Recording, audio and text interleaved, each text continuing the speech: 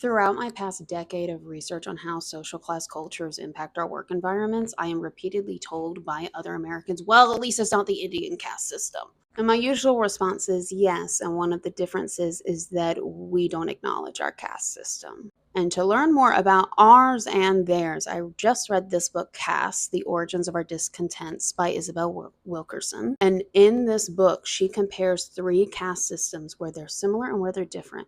The caste system in India, which she calls the oldest, the caste system during Nazi Germany, and the caste system of Jim Crow in the United States. Now, in this video and my videos, I'm going to talk about how this parallels with my research on the unwritten rules of work.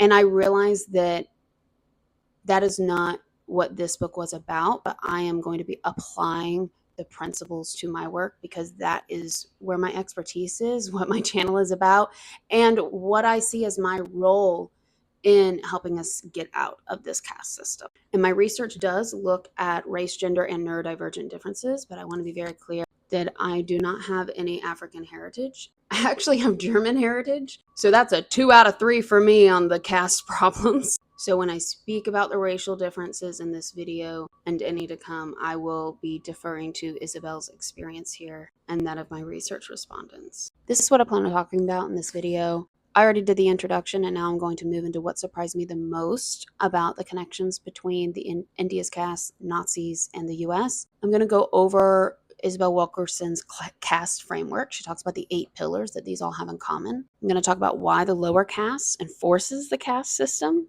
and what that looks like, and why social mobility is different for people who are in lower caste as they move up in the United States, because that's what our class system is known for, is that it's malleable, right? Allegedly. Before I get into all this, I will give the disclaimer that if you are a member of one of these marginalized communities, whether that's Black American, Indian caste system on the lower rungs, or a Jew, I'm going to try to use as mild language as possible, not to whitewash it, but so as to not re-traumatize. I just want to give fair warning that obviously this is a very difficult topic, but I do welcome your contributions and lived experiences in the comments on if you agree with her framework and my interpretation of it or not. What shocked me the most about Isabel Wilkerson's research was that even as a German American, I had no idea that Nazis used the United States Jim Crow laws as their blueprint for the Nuremberg laws. According to Wilkerson, in the 1930s, the Nazis sent over researchers to learn about how the US had such ideal, in their words, racial segregation, and how they got so many people to go along with it. And they documented what they wanted to replicate and adapt in Germany based on our system here. Wilkerson points out not only were they discouraged by that there wasn't at that time the same policing towards Jewish people as there was to Black people in America, but that some of our laws towards Black people in America, they actually found too far, such as the 1 drop rule, which is that if you have even 1 drop of Black blood, that you are Black and not white, and therefore eligible for, initially it was slavery and then Jim Crow laws in this case. I was like, wow, I did not know we had laws that Nazis thought took too far, because these are the people who had concentration camps. She also talks about how all of these systems had a purity requirement. India's caste system has been around for thousands of years,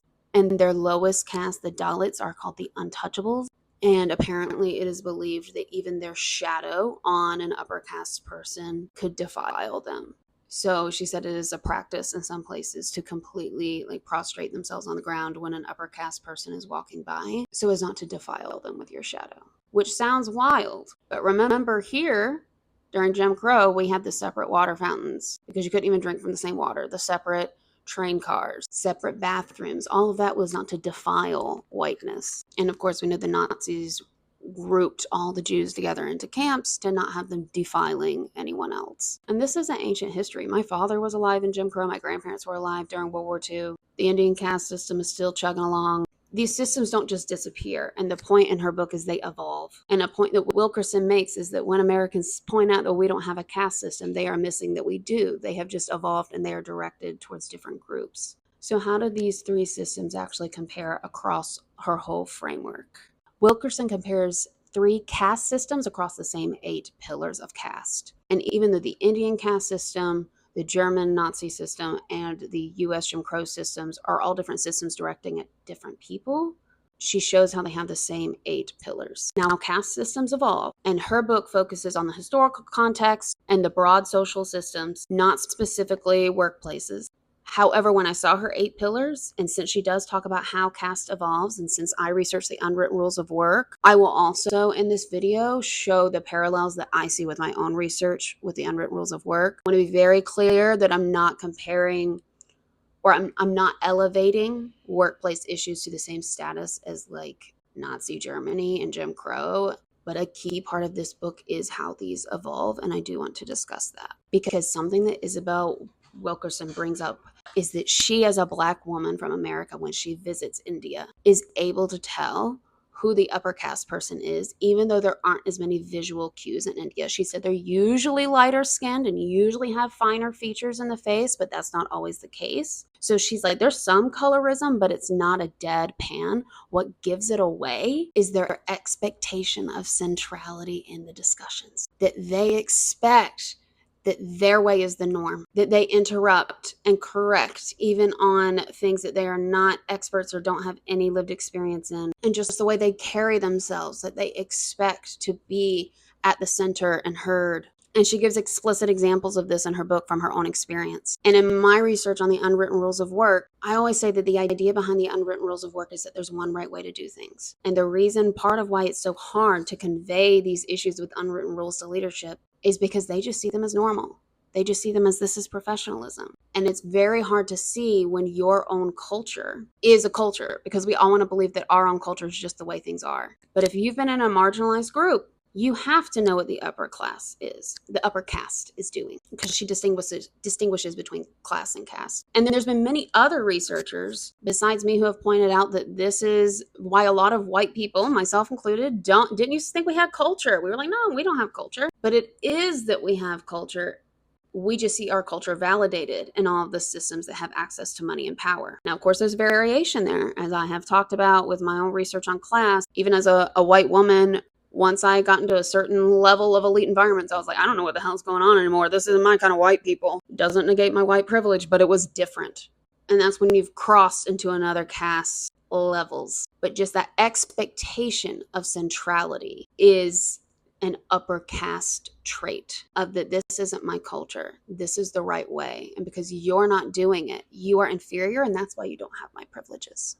I'm going to first go through how all of the pillars apply to all 3 of these different castes, and then I'm going to go over how I see they have evolved into our work environments. The 8 pillars are divine will / laws of nature, heritability, endogamy and marriage control, purity versus pollution, occupational hierarchy, dehumanization and stigma, terror as enforcement, and inherent superiority or inferiority. To compare across all 3, for the divine will laws of nature, for Jim Crow, aspects of Christianity were distorted, such as using the story of Noah and his son Ham versus Canaan to justify why Black people were subordinate, because there was some twist that people said to the story where the less favored son that Noah puts a curse over, all of his descendants were dark-skinned. I grew up hella Catholic and never heard that version, but apparently, according to Wilkerson, that was a thing. India's caste system relies on the Hindu religious texts that support the caste system, and that is used to justify it as well. And Wilkerson says the idea of reincarnation plays into this because it is apparently believed, I say apparently because I'm not Hindu, believed that you come back into this world based on how you acted in the first one. So if you were born into the lowest caste, it's because of something you did in your previous life, and therefore you deserve it. For the Nazis, it seems to be less about a higher power and more about the natural order of things, and that the Aryan race is superior. And she gives some really interesting details in the book about how pseudoscience-y that is. Like, even the origin of the term Caucasian is like bullshit. It's literally just what some guy named his favorite skull shape.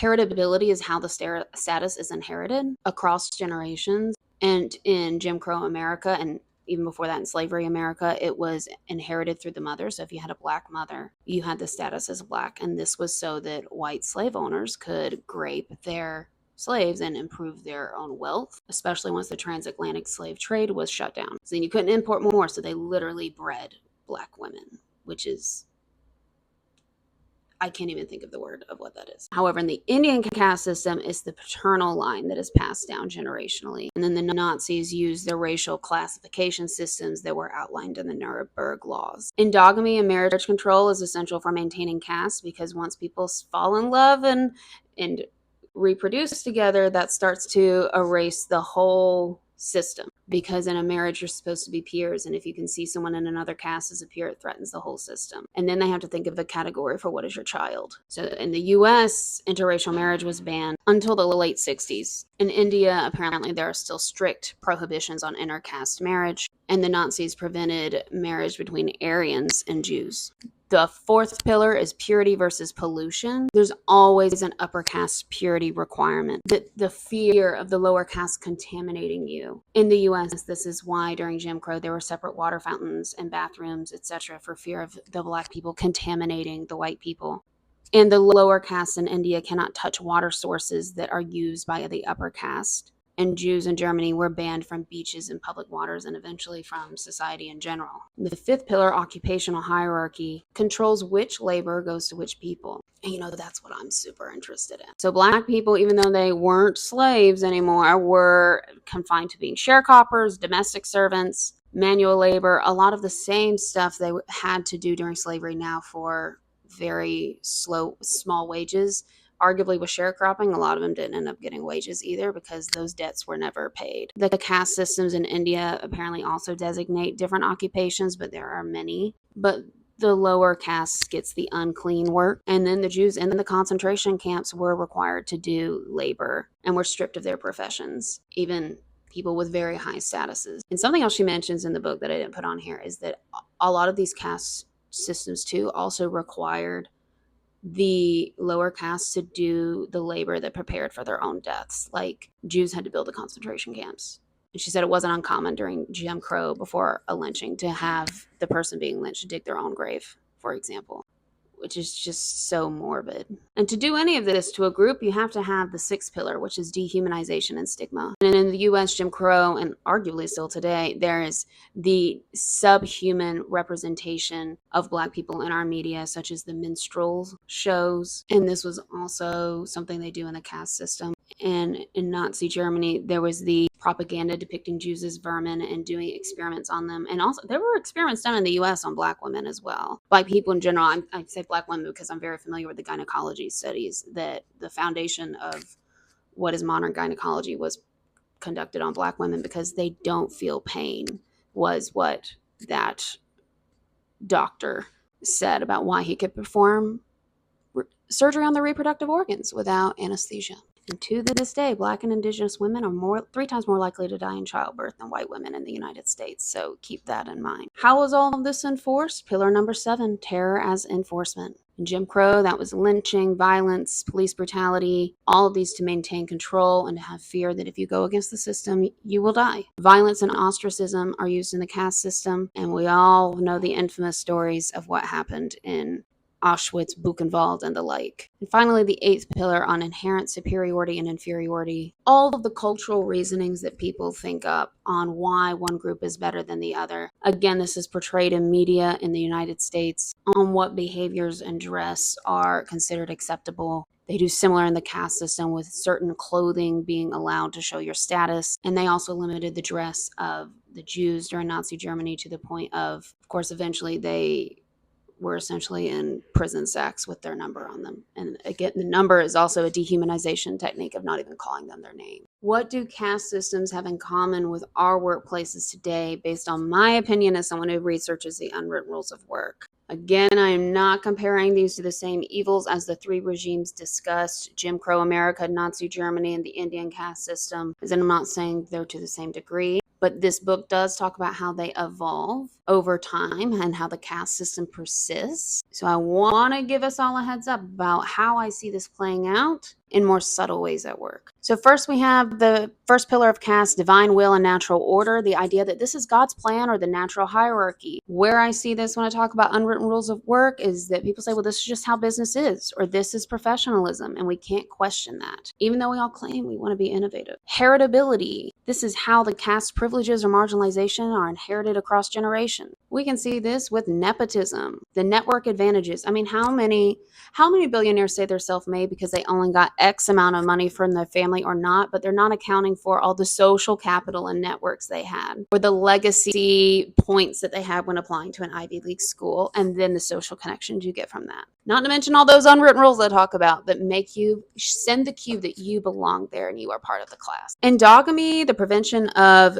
inter-caste marriage, seems kind of funny to talk about at work, right? We're not getting married. But how I see this is who gets invited to be mentored, who gets mentored naturally, like informally, who's invited to the lunches and the happy hours and in the real decision-making meetings, and who gets the opportunity to lead the high visibility projects. The fourth pillar, purity versus pollution. The lower caste is seen to contaminate the upper caste just through contact. And how I see this in workplaces today is they're not a culture fit. There's nothing wrong with them. It's not that they're not skilled. It's not that they're not a team player. They're just not me. They just don't fit into our culture. What about your culture is so excluding? Let's stop saying exclusive. Let's say excluding. They're not polished enough. You're too rough around the edges. Those are things you can coach people on if they're offending people. Check out my videos on the unwritten rule of indirect communication. For occupational hierarchy, only assigning the dirty jobs to the lower caste. Even though blue-collar work can be lucrative, it's often still seen as dirty and lower in occupational status. Also, any work touched by women, pink-collar work, is immediately worth less money. For example, teaching used to be a male profession. Once it became a woman's profession, now it's not worth much. And then the work Black women do and Black people are expected to do is still stuck in a lot of those Jim Crow patterns of the very low paid work, domestic service, etc. Dehumanization and lower caste systemically seen as less human. Microaggressions at work, talking over people, the idea that only some people's ideas are worth hearing, speaking over some people and crediting their ideas to yourself or to other people in your same caste. And also, I will say, as a former project manager, switching people in and out that do not have the skill sets that are needed because you just see them as like a body to be billable time and not actually looking at their skills and what the project needs. Terror as enforcement, violence and intimidation to maintain the caste boundaries, retaliation against people who speak up, labeling them as difficult, threatening to lose their jobs, which are their livelihoods, and in America also their access to health insurance if they have it, if it's a full-time job, and releasing the workplace bullies. Inherent superiority and inferiority is the belief that some people are naturally better than others. And to this day, we still have ideas about who a leader is, who is competent, and who has natural abilities based on backgrounds. We see this a lot today with anyone who's not a white man being assumed to be a DEI hire when they aren't working in DEI at all. They just aren't what you assume is the blueprint for a competent, capable, merit-based person. Yes, I said that. We just need to sit with that, my fellow pales. Sit down. So with horrible systems like this, why doesn't the lower caste revolt?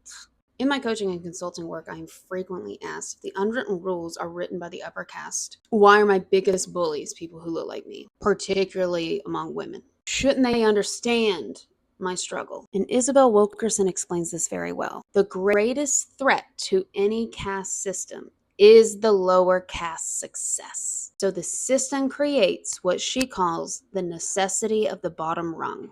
And people will fight and step on each other to not be on that bottom rung. Because being on the second rung is better than being on the bottom. You get women policing other women's professionalism, especially white women policing women who are not white, or queer and gender nonconforming women. Anything that can be something that puts someone on a lower rung becomes the target for someone clinging to their rung. I do a lot of work with the people who experience social class mobility and have moved up the ranks. And in the US, so like there's the American dream. Why am I hated? This is what we say we're about. Because there's still the subconscious belief that we all get what we deserve. And so the upper people who are born into the upper class think they deserve it and you don't. You're threatening the class system if what they have is accessible. I frequently hear from my clients of color. People hate to see a successful Black person because it's stepping out of their caste, and it threatens when they see that what they saw as the bottom rung is getting closer.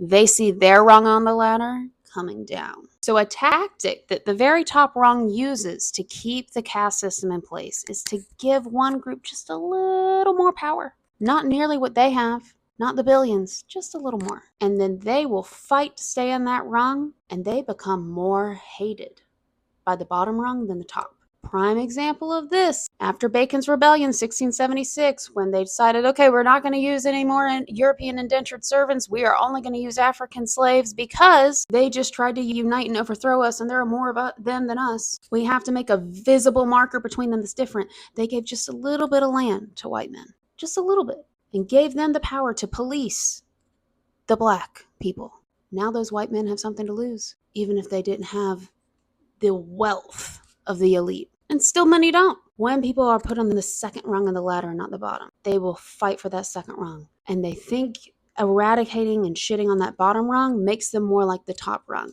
But what it does is once the bottom rung is pummeled so badly and even eradicated in extreme examples or attempted to, now you're at the bottom rung again.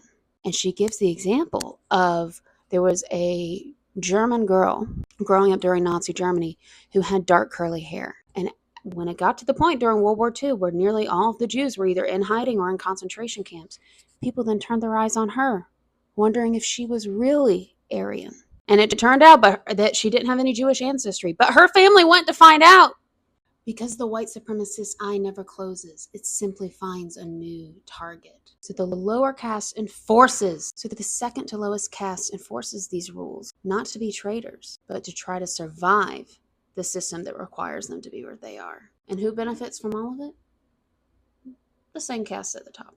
And we see this all the time with workplace bullying between the same groups of people, or I hear all the time, the only woman leader is my mentor and she's awful to me. Or there's that one black person who is a leader and they want nothing to do with me and I don't understand what they want to mentor someone like them. Their target is on their back and they have a lot to lose. I didn't know that Black and Hispanic people who move up in social class have lower life expectancies than ones who stay in their lower caste, because the opposite is not true for white people. White people who move up in class have longer life expectancies. And Isabel Wilkerson reasons that this is because of out of place syndrome, that there is so much stress involved with being out of what people assume your caste level is, that it actually shortens their lives. Now, while I didn't know that, it does parallel with my research on the unwritten rules of work, because I have asked my respondents,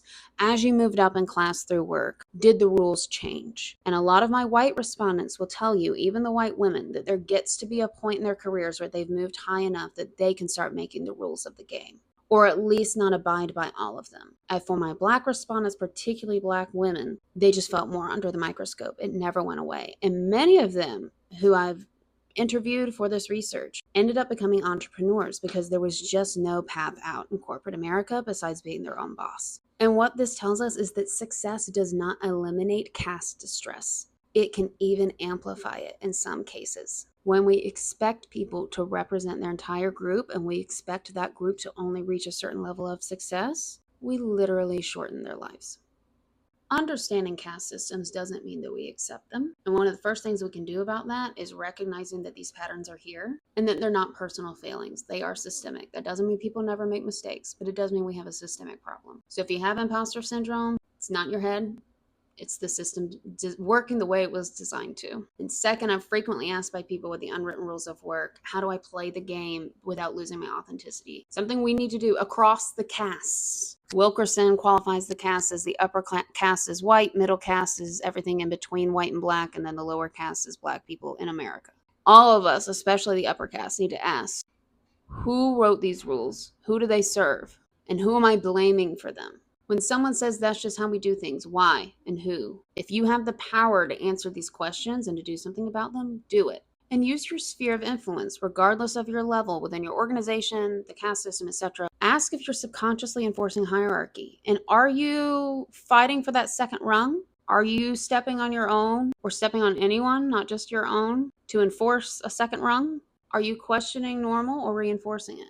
Overall, I really enjoyed this book as a just grievous as it can be, because it does talk about some dark stuff. Her research on broad social systems was even helpful to me to be applicable in workplace settings. Understanding these systems is the first step in changing them. And for me, creating healthy change in workplaces where we spend most of our lives, that is the core behind my work and my mission. And so I encourage you, if you're watching this, to think about what is yours. Maybe you're in education, healthcare, tech, especially if you're in tech right now, whatever space you're in. Question what is normal and notice whose way becomes the way, who it helps and who it harms, and who you blame for it. And I do encourage you to read this book, because while my full YouTube video is quite long for a video from me, the richness of this book can only be obtained by reading it. And I very rarely say this, but her writing is so beautiful. I have openly, in book chapters I've written before, shit on academic writing, but I very much love evidence. And I hate when people try to sound like ye old English. And I think my contrary to that is to sound very informal, but Miss Wilkerson here just strikes such a, like, I don't even like poetry, and it felt like she was poetic in her writing. I mean, it's a hard read, but it's a very rewarding one. And above all, I would ask you the question where you feel that upper caste need for centrality, where she talks about she can tell an upper caste person by how they expect that it's okay that they interrupt, that their opinion is given on things they have no expertise or lived experience in, etc. I know that's something I am working every day to be very aware of as a white woman. And even in this video, I'm trying not to do, while still amplifying the message. Be aware of the spaces where you perhaps take up too much space. If you've read the book, would love to hear your take on it. And even if you haven't, but you have this lived experience, would love to hear your opinion in the comments.